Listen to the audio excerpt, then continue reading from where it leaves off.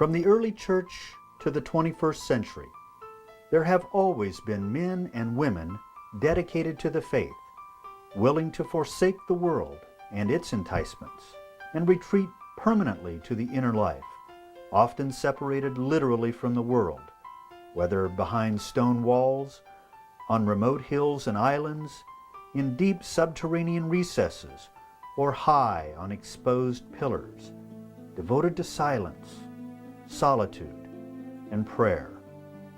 Some were hermits voluntarily, off by themselves without social contact. Others lived communally, sharing vows of chastity, poverty, and obedience. Their lives were simple and yet most extraordinary.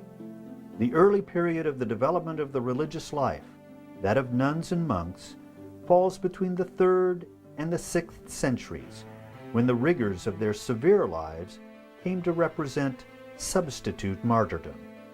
In time, the world of monasticism came to be one of the most important institutions of the flourishing Christian religion, with profound influence extending all the way from the 3rd century to the present. The foundation for this remarkable development can be found in the growth of monasticism from Anthony to Benedict. The subject of monasticism is of considerable importance to an understanding of the history of Christianity. The foundation of the Benedictine order in the 6th century, the Cluniac reform in the 11th century, the appearance of the mendicant friars and the mendicant orders in the 13th centuries, and the founding of the Society of Jesus in the 16th century are among the great landmarks in the history of the Western Church. By the Middle Ages, monasteries were, in fact, training schools. Most of them had libraries and schools. Some, like the Benedictines, were separated completely from society. Others, like the Cluniacs, were fairly well integrated. Terms such as convents, cloisters, abbeys, monasteries, nunneries, religious houses are effectively synonyms in the discussion of monasticism. Now, there are some distinctions, but for our purposes, they all signify religious houses, religious communities.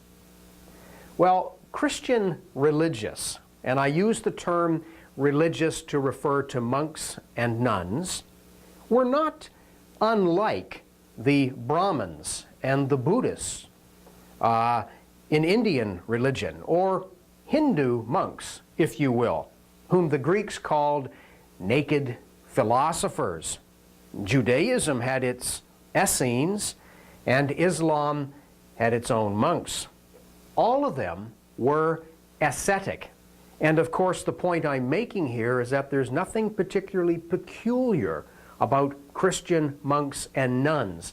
This is an institution that is shared by many of the world's great religions. Now, in terms of origins, the specific historical roots lay in what we might refer to as the ascetic movement. This movement within early Christianity was concerned with the idea of inherent evil. And the word asceticism itself comes from the Greek language, and it means training.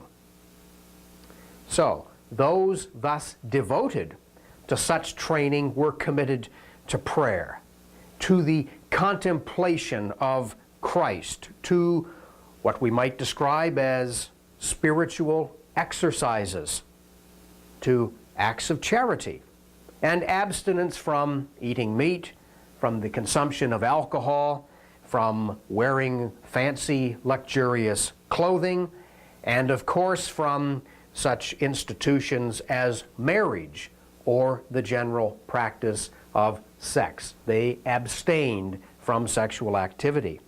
Now, the most famous of these early Christian ascetics was Anthony of Egypt. Anthony lived between about the year 251 up until about the year 356, which is a long span of time. We're not completely sure the year he was born or the year he died. In obedience to what Anthony perceived as the voice of God, he answered the call to devote himself to silence, to solitude, and indeed to prayer. He sold what he had, gave away what he couldn't sell, and went off, disappearing into the deserts around the year 285, and he lived there alone, battling demons for over 20 years. First he lived in a tomb, then he lived in the ruins of a castle, and finally he could be found on the side of a mountain. Terms like hermits and anchorites are words used of these early Christian religious who were individuals who lived by themselves in isolation. Now, the more familiar term monks comes from the Greek word monachoi, and it originally meant the same thing. So technically, it's quite improper to use the term monk with reference to communities. The term nun, with which, of course, we are familiar, comes from the Latin nona, and that's derived from Coptic, used since the time of St. Jerome in the late 4th and early 5th centuries, and it meant chaste or holy. And of course, it was applied to the female religious, and is the term that female religious in the Christian tradition are known by right down to the present. The prayer of the monk is not perfect until he no longer realizes himself or the fact that he's praying. This was, in fact, the real beginning of the Desert Fathers. It is St. Athanasius who is credited with writing a life of Anthony, a work more of propaganda than history, to be sure. That is to say, it's hagiographical. There's a lot of stories that probably have no significant foundation in history or fact, but are told to illuminate aspects of the life of St. Anthony. But notwithstanding, it was a very influential piece of writing. Now the movement, this ascetic movement, however noble its aims, created a double standard. The spiritually elite, if you will. Hermits withdrew from society into the solitude of the deserts, to the mountains, the hills, the isolated places, in order to seek solitude with God. Anthony's already been mentioned, but perhaps the most famous of these individuals at this time in Christian history was a fellow named Simeon the Stylite, or Simeon Stylitus. Now, in Syria, which is where this Simeon is active, there arose the quite fantastic cult of the pillar dwellers. The most famous was this Simeon, who lived between the year 390 and the year 459. Simeon, like the Stylites, went to the deserts to get away from the hordes of people in the cities and towns and from the worldly distractions which kept him and others from finding the reality of God. Simeon escaped to the Syrian wilderness, but he was dismayed that when he got there to find crowds of oglers who'd come out of the cities, out of the towns, to look at these holy men and women, these weird, very different sorts of individuals. And this, of course, did not facilitate the whole point in going to the desert. So, at length, after going as far into the desert as he could go, only to find himself coming out of the desert on the other side, he decided the only thing to do was to go up. And so up he went, and he lived on a pillar, which he kept increasing in height until it reached, we are told, 72 feet above the surface of the earth.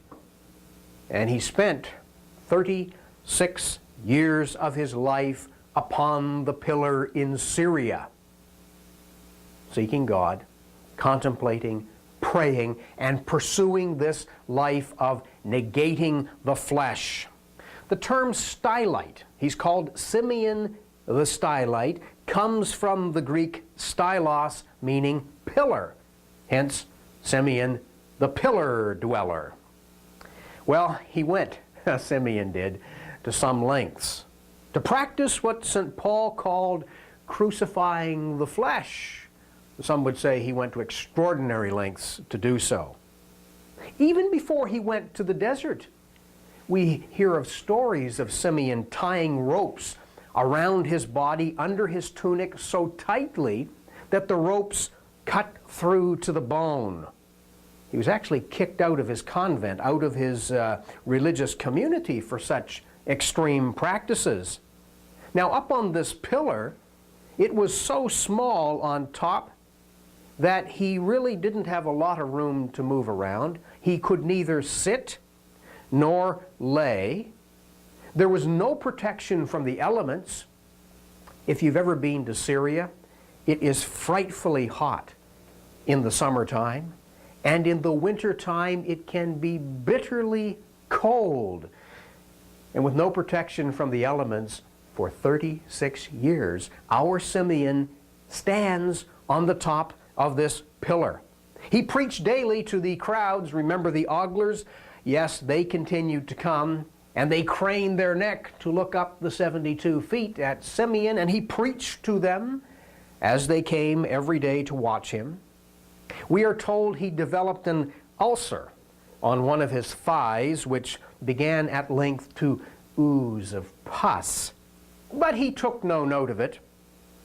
He simply compensated for the disability by standing on the other leg to give the ulcerous leg a rest. Worms collected on him, but he refused to see them off. He just kept saying to them, "Eat what God has given you." And we are told he stood there on one leg for 2 years while the worms took care of the ulcer on the other leg. We're talking an extreme devotion to his faith, his religion.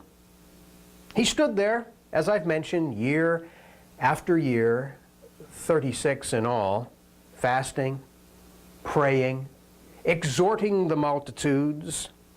He was a sign pointing the way to heaven, to a higher and a better and a more holy life, at least according to his definition of spirituality and holiness. After his death, his pillar was enclosed by a huge martyrion, a church, the remains of which can be seen to this day in Syria. And there's a big stone there which allegedly is the base of Simeon's pillar, gone now, save for the base, after all of these years, an eternal testimony to the fortitude of this man. He was not alone. He was not the only one who practiced such an extreme approach to spirituality. Indeed, there were other stylites reported to have spent up to 68 years on pillars in Syria, while one of them, called Simeon the Younger, after you know who, ascended his pillar near Antioch at the venerable age of 7. I have recently been told of a fellow out of Dublin in Ireland who intends to start again the Stylite movement. So, we shall see. One hermit spent 50 years near Mount Sinai, running around the holy mountain naked, castigating the flesh. Others lived in the fields and ate grass. And then I mentioned this spiritual elitism. Some of them actually competed. Who could stand the longest on one leg? Who could remain the longest praying without sleeping or eating? It got to be a bit of a competition. Aha, I've stood on my right leg for 7 weeks now. And the other guy said, oh yeah, I've been doing it for 7 weeks and 1 day. Well, I can do better than that. Now this tended to defeat the whole purpose of spirituality. Who can live for the longest on the highest pillar or the thinnest pillar? Well, asceticism developed in the 4th century as a protest against the comparatively lax standards in the church. Now, initially, asceticism was quite extravagant, as the example of our Simeon the Stylite makes clear. But, as I've also said already in this lecture, he was not alone. The aim was to castigate the flesh, to take Paul literally when he said, crucify the flesh, bring your body into subjection in order to reduce spiritual temptation and thereby secure a more safe passage to salvation. Now this was achieved through fasting, denial, prayer, and a general overcoming of the flesh. A few examples. Agatho carried a stone in his mouth, we are told, for 3 years until he learned to be quiet and listen to the voice, the still small voice of God. Another monk on the road ran into a group of nuns, a group of female religious, and seeing them and wishing to avoid temptation, left the road and gave them quite a wide berth. But the abbess, the head of this female religious community, said to him, if you were a perfect monk, old boy, you wouldn't have even noticed that we were women. Gotcha. He's trying to be spiritual, but yet his eyes are still observing that these are women. If he had truly been immersed in God, he'd have taken no note of who these people were. Gender wouldn't have been an issue, and the abbess was pretty shrewd, all things considered. Abbot Arsenius once remarked, an hour's sleep is enough for a monk if he's a fighter. 1 hour will suffice. Dioscorus had a system of, shall we say, successive New Year's resolutions. For example, for a whole year he would meet no one. He would avoid all contact with humans. Another year he wouldn't speak for the whole year. On another occasion he would not eat cooked food. Another year he would not eat fruit. Another time he wouldn't eat vegetables. You get the point. Crucify the flesh. Focus on God. Be spiritual.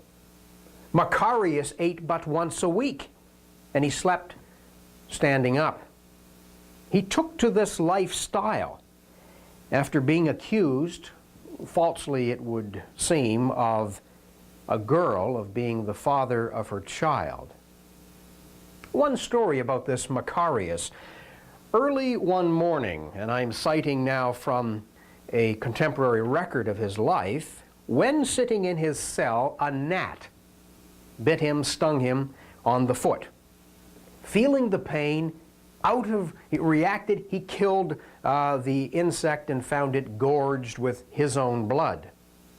He then accused himself of acting out of revenge, and he condemned himself to do penance by sitting naked in the marsh out in the desert for 6 months. Here, in this area of the world, during the summer, the mosquitoes lacerate even the hides of the wild swine just as the wasps do. You get a picture of what's going to happen to this man. And he knew what would happen. Soon, he was bitten all over his body and became so swollen that some thought he had elephantiasis. When he returned to his cell after the self-imposed sentence of 6 months in the marsh with the mosquitoes, no one could even recognize him, and save for the sound of his voice, they didn't know who it was. This is a pretty serious approach to faith and spirituality. Some of the more zealous died as a result of their self-imposed ordeal. Sozomen tells of a fellow named Buffeus, who on account of great abstinence actually had worms living in his teeth. My goodness! Many refused to cut their hair, refused to change their clothes if they even wore any, and the thought of bathing, well, it just never occurred to too many of them. The body wasn't important after all. Why all this fuss? The soul is important. Another religious on Cyprus spent 60 years in a cell without seeing or speaking to anyone. A shepherd that happened upon this strange man thought he was a wolf. So shaggy was he. And there was complete oblivion to filth and vermin. The mind and the heart was on God, not upon the body. Well, none of this physical neglect seems to have had much of an adverse effect. Didn't hurt these people one little bit. Legend has it that St. Anthony lived to be 105 years old, filth and vermin notwithstanding. Well, this sounds very strange to most of us. But consider what Peter Damian in the 11th century wrote. He said, "Come now, my brother, my sister, what is this body that you clothe with such diligent care and nourish gently as though it were a royal offspring? Is it not a mass of putrefaction? Is it not worms, dust, and ashes? Is it fitting," Damian asked, "that a wise man should not consider the hereafter rather than the present, and what it will be then? And what will it be then? Pus, slime, decay, and the filth of obscene corruption. What thanks will the worms render you? What thanks will they give you, who are about to devour the flesh you have nourished so gently and tenderly?" You've missed the whole point, Peter Damian says. He's writing in the 11th century. Put the question to Simeon the Stylite. He wasn't concerned about the worms. He knew what was going to happen to him when he died. The body would decay, but the soul, the soul would live forever. Now, none of this should detract, this weirdness, this eccentricity, if you will, from the fact that these monks and nuns and ascetics were reaching for the infinite. Yes, they were reaching on a quest to find reality, to find God, and to secure the salvation of their souls.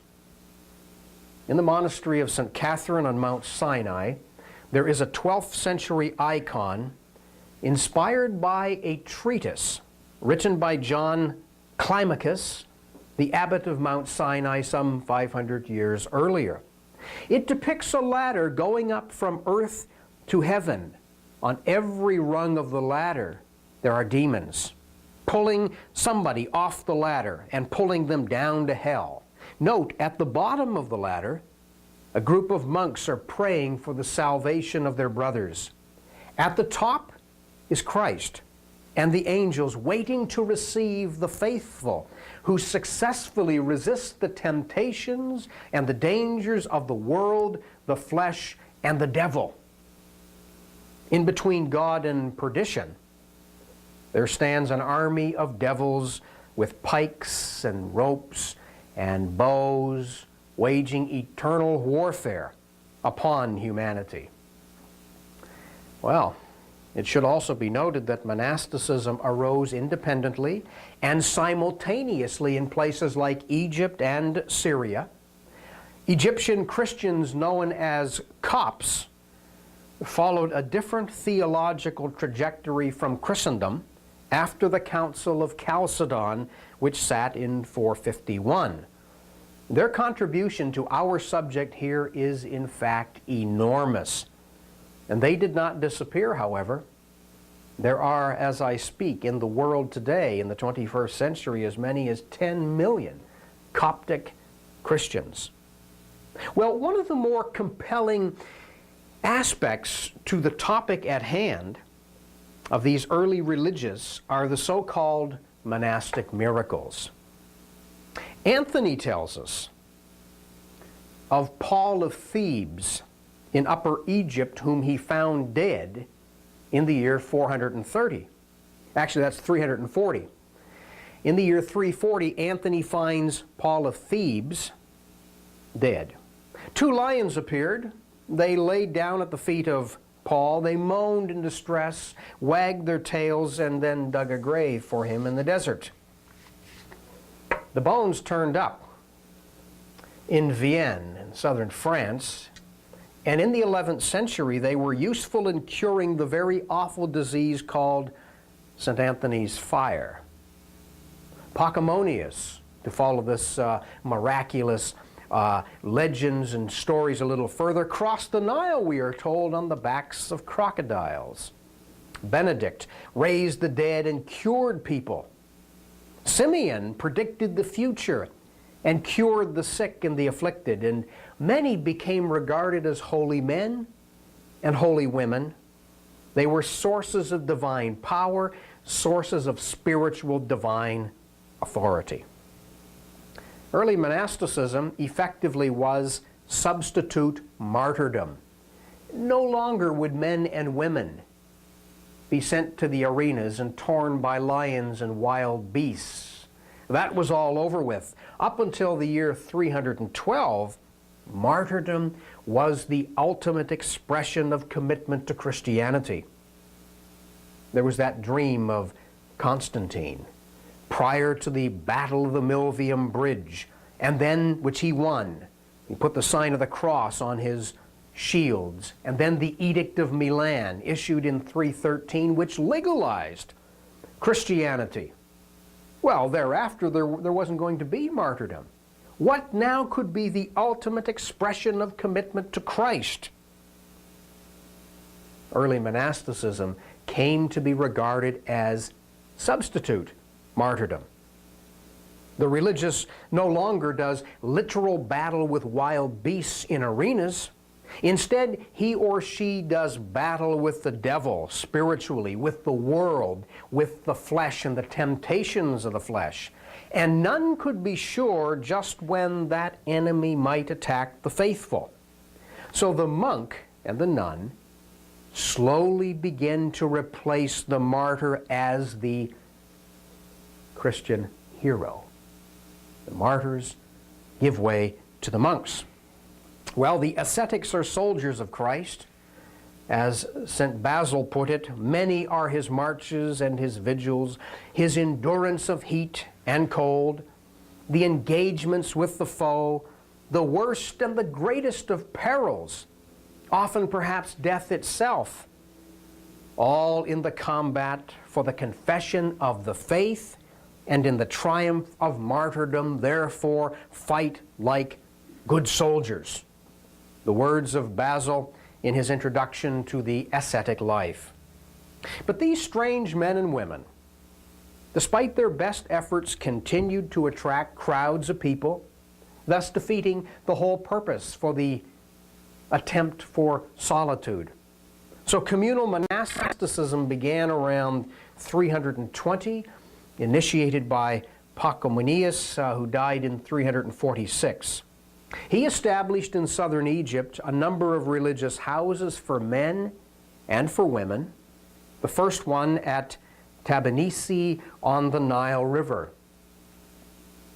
Pachymenes was an ex-soldier who became a hermit after completing his stint of military duty.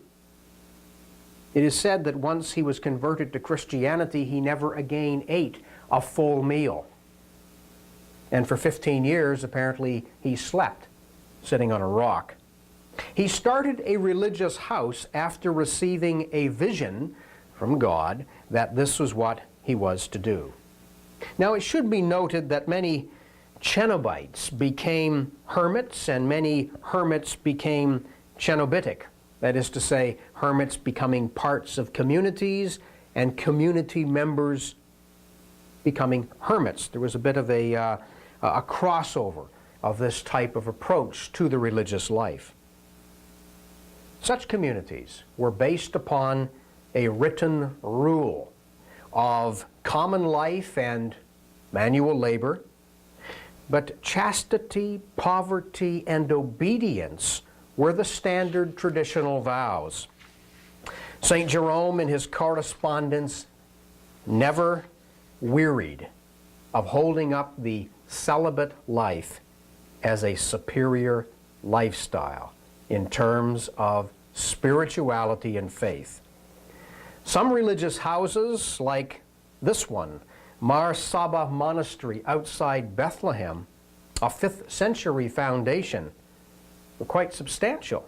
At its height, Mar Saba had 5,000 monks affiliated with this one community and became a noted center for theological literature and indeed poetry.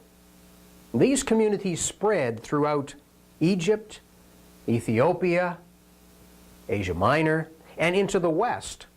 One of the key facilitating elements was the translation of the rule into Latin by Jerome in the year 404.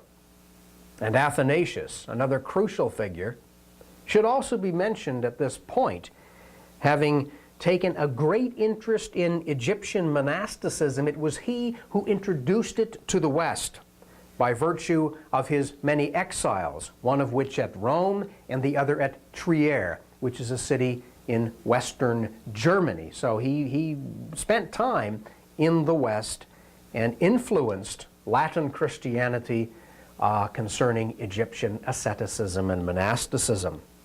The Pacomenian life was marked, I think, as you can quite clearly divine at this stage, by excessive zeal, excessive ascetic zeal, that denying of the flesh, characterized by prolonged periods of loneliness, shortages of food, a lack of sleep, and you put all of this together and it did lead to hallucinations. It led to spiritual awareness. It led to conflict with demons and visions, of course. But perhaps the most important query of all, as we consider these men and women, this movement, is why? Why did they feel the need to go to such lengths in their pursuit of God? Why did they become monks and nuns of the ascetic tradition? I think there's several possible and probable answers in general to that query. One, they simply wanted to escape from life as it was. That's one option. Second, perhaps delusion. I think we have to not avoid the fact that some of these people were possibly unbalanced. They had some issues they probably needed to confront. Today we might suggest that they seek out a good psychotherapist. In those days they simply went and got on a pillar. But I don't want to sound derogatory by dismissing these people as a bunch of lunatics. Indeed not. Some were bandwagon riders. I mean, everybody's doing it. So off to the caves of Cappadocia, off to the deserts of Syria, if you will. Paul the Simple, what a great name. Paul the Simple caught his wife in an act of infidelity. He was already 60 at the time, but as a response he hastened to the wilderness, spent the remainder of his life as a religious. That's how he dealt with it. And there were others, and I would argue there were many others. Why did they do it? Out of a sincere desire to find God and to pursue a life of spirituality. One of the important contributions to our subject comes from Basil the Great. Just a few points upon his contribution to the theory of the monastic life. He said spirituality should be combined with service. Hence, there should be hospitals, orphanages, schools, I mean, let's do something with our spirituality besides just standing on one leg on a pillar and letting worms eat us. I mean, let's take our faith and put it into practice. He disapproved of the extreme individualistic piety that characterized some of the people that I have spoken of. He claimed that this individualism did lead to that aforementioned spiritual elitism, and it caused people to focus on themselves. Well, how do you know you've been standing on one leg for 7 weeks? Because you're focused on yourself instead of God. That's not the approach to true spirituality, according to Basil. He introduced moderation through his monastic rule, known as the Basilian, still used to this day in the Orthodox faith. He founded a community as well, but not in the bleak, desolate desert, but in a beautiful wooded area near Pontus on the Black Sea in northern Turkey. He encouraged a focus on the study of Scripture and theology. He encouraged the point that monks were obliged to be obedient to their superiors or leave. An emphasis upon a wholesome diet, adequate sleep. A monk had to be fit for work, after all. If you only sleep 1 hour a night and eat once a week, what good are you going to be in working in the hospital, teaching in the school, running the orphanage? Come now. He introduced the novitiate. This is the period of probation. And I draw your attention to the probationary initiation period for becoming a Christian in these early centuries. Basil's rule emphasized manual labor, study, fixed hours of community singing and prayer, common meals, confession, and spiritual guidance, private meditation, and rest. So it's more of a balanced approach to the spiritual life. It is to be seen as a contrast, indeed, to the stylites, the ascetics of the desert, and some of these other individuals. Basil saw the ascetic monastic life as the ultimate Christian achievement. And he was a hermit himself for 6 years, so he had the personal experience, and he said, this is better. The chief goal was the freeing of the soul from the entanglements of the flesh and sin. And amongst the rules of Basil, we do find one that's a little interesting, perhaps a bit troubling. The injunction not to speak to, not to look at, not to touch a woman unless absolutely unavoidable. And there does emerge in early Christianity the notion that women embody sin and evil, and the female body itself is thus the repository of everything that is contrary to God, contrary to holiness, indeed antithetical to purity, the female body itself. So, discipline, self-examination, the avoidance of these repositories of sin and evil are advantageous to finding God. And moderation, this in contrast, of course, to the ascetics and the Desert Fathers. Monasticism in the West, especially in Gaul, that's present-day France, more or less, was stimulated by a man named Martin of Tours, who died in the year 397. And there's several other developments which were added to the evolving monastic ideal. From St. Augustine comes the introduction of the idea of celibate clergy living together and serving the local church. From John Cassian in Gaul comes detailed instructions for the monastic life, and you can read about those. I shall not belabor those individual points. Another significant name and idea was one Cassiodorus, who lived between 490 and 583. It was he who stressed study and the copying of manuscripts that medieval monks later would become famous for as one of their occupations. One of the sayings of the Desert Fathers was, "The first step away from God is a distaste of learning." I urge you to compare that sentiment with the sentiment of Tertullian, who wondered, what in the world has Athens to do with Jerusalem? Now, we began with Anthony of Egypt. We must now turn to the other bookend, if I may use that analogy for our topic, and turn our attention to Benedict of Nursia, who lived between 480 and 547. So what I'm proposing in this examination of the topic is that something begins with Anthony, and the end of the first part of the process is Benedict. So let's have a look at this man and see what he has to contribute to our understanding of monasticism in the Christian tradition. He founded a famous religious house at Monte Cassino in Italy, which became, shall we say, the archetype for monasticism in the West. He wrote the charter for the monks at Monte Cassino, actually a fairly short treatise of some 12,000 words, not a long book at all. This became known as the Rule of St. Benedict. It had such a profound effect that you can still go into bookstores, in this country at least, right now, and pick up a copy of the Rule of St. Benedict, in English, of course. So it's been a foundational charter, a document that has been used, yea, these 1,500 years.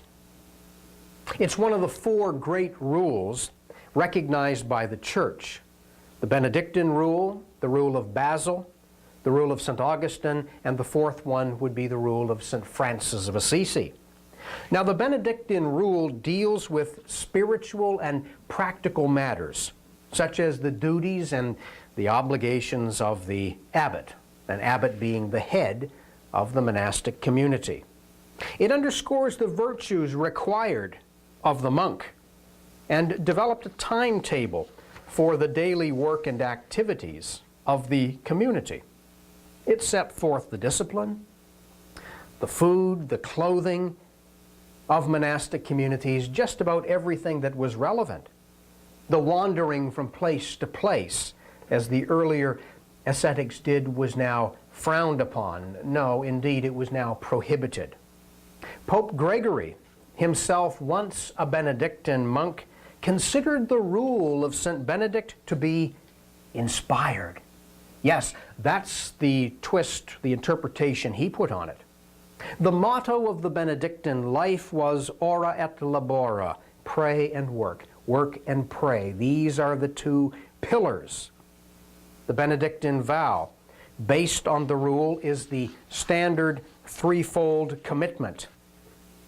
First, perpetual adherence to the order. Secondly, voluntary poverty and chastity. And thirdly, absolute obedience.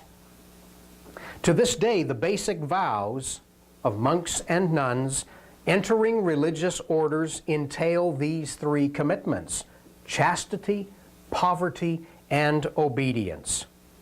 Pope Gregory tells us that none of this might have happened, for Benedict once was overcome with wild, unrestrained desire for a woman, and he was on the point of absolutely renouncing the entire religious life, hanging it up, and giving in to the desires and the temptations which are in fact quite normal. But he did not.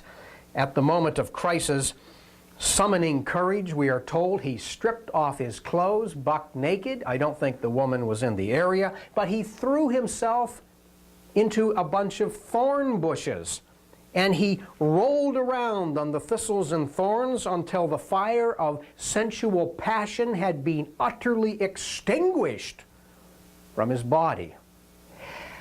I dare say, without any stretch of imagination, that he must have spent some recovery time in the monastic infirmary as a result of his crucifying the flesh.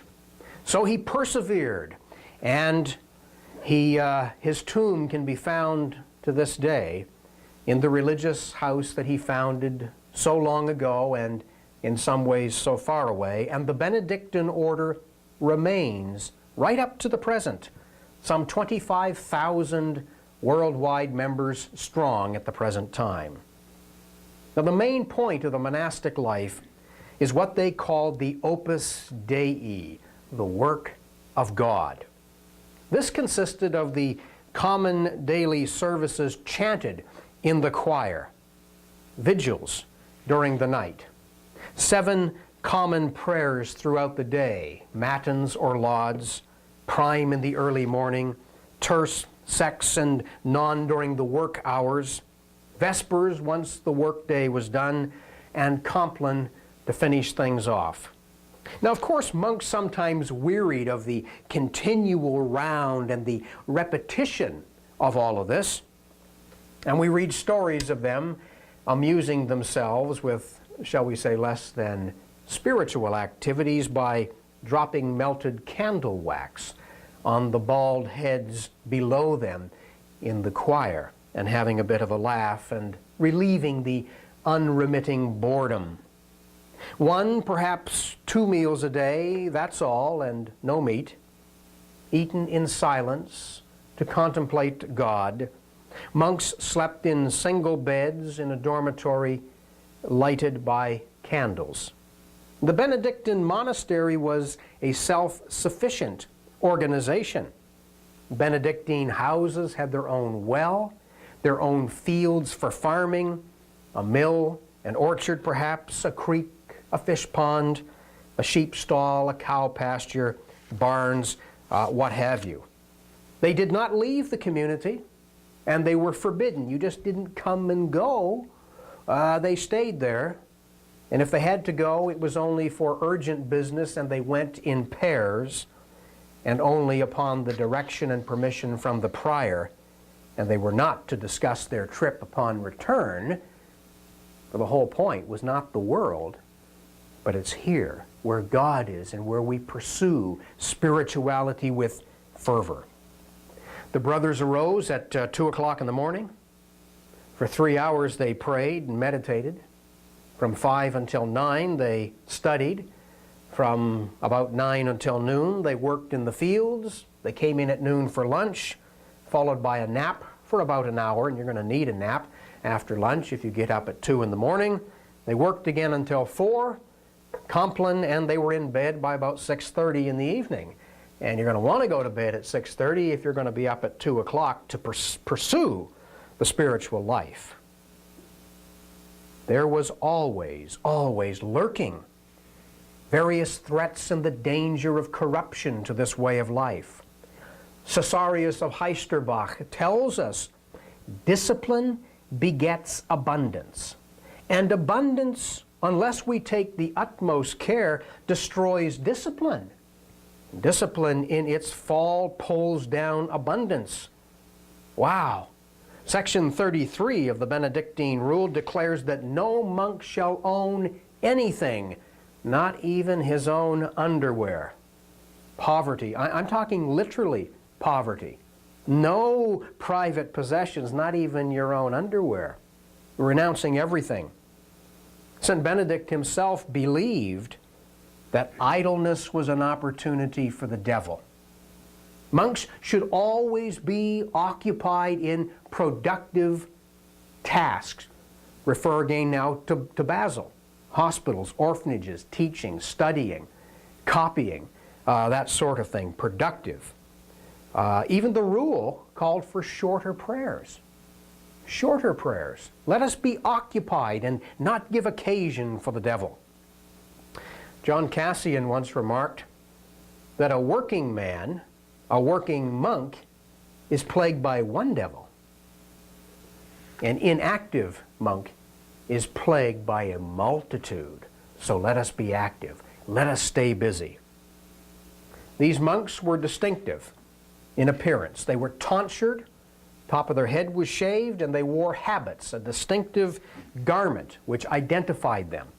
Now the tonsure derived from an old Roman ceremony of adoption. By 600, the year 600, the hair was shorn around the nape of the neck, but also a large circular patch on the top of the head, so that the remaining hair around the side resembled a crown, the crown of thorns that Jesus wore, a symbolic piece of one's appearance that was symbolic of the self-negation, the renunciation, if you will.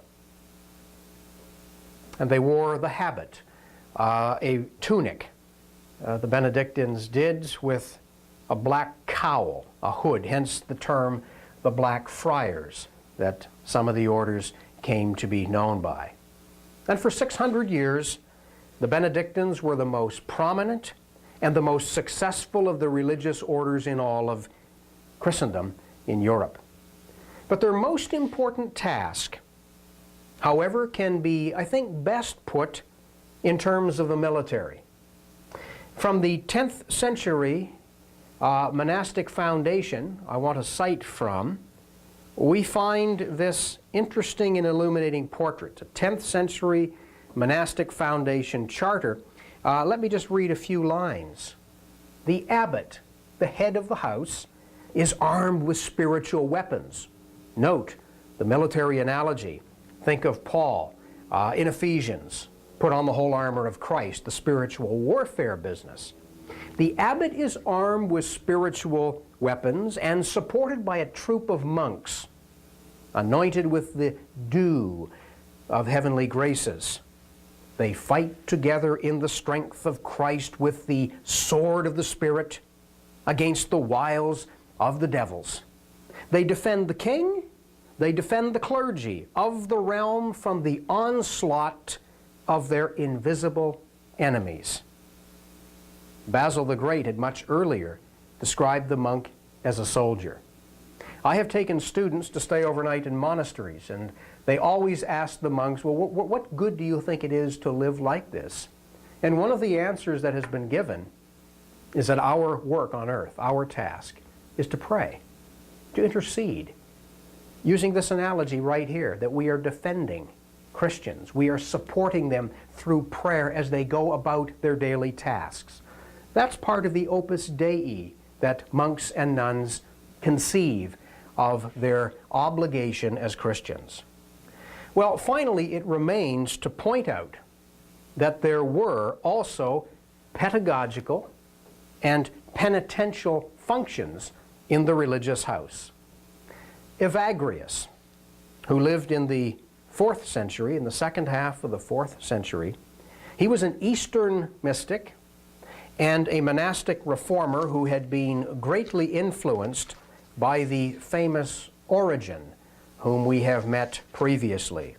He invented the concept, or he developed the concept of root sins.